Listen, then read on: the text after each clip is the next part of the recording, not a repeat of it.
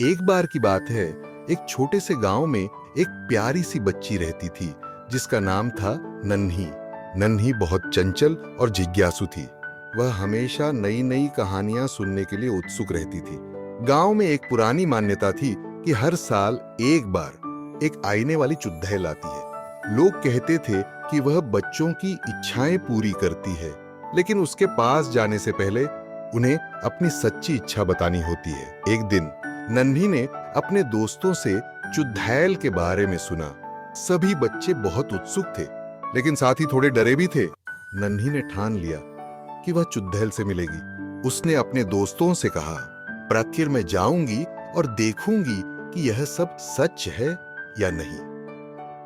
रात का समय आया, जब चांद आसमान में चमक रहा था।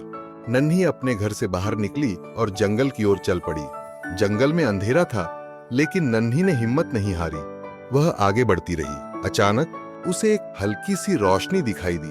वह उस ओर बढ़ी और देखा कि वहां एक सुंदर चुड़ैल, जिसकी आंखें चमक रही थीं।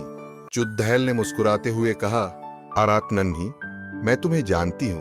तुमने मुझसे मिलने की हिम्मत की है। बताओ, तुम्हारी सच्ची इच्छा क्या है? नन्ही ने थोड़ी हिचकिचाहट के बाद कहा, मैं चाहती हूं कि मेरे गांव के सभी बच्चे हमेशा खुश रहें और खेलें। चुड़ैल ने उसकी ईमानदारी को पहचान लिया। उसने कहा, तुम्हारी इच्छा बहुत नेक है, मैं इसे पूरा करूंगी, लेकिन याद रखना, सच्ची इच्छाएं ही पूरी होती हैं। इसके बाद चुड़ैल ने अपनी जादुई छड़ी से एक चमकदार रोशनी छोड़ी। वह रोशनी गांव की ओर बढ़ी और वहां सभी बच्चों के चेहरों पर मुस्कान ले आई।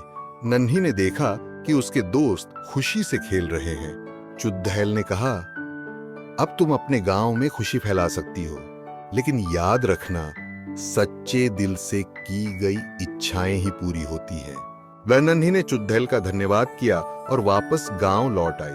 उसने अपने दोस्तों को सब कुछ बताया और सभी ने मिलकर खुशी मनाई।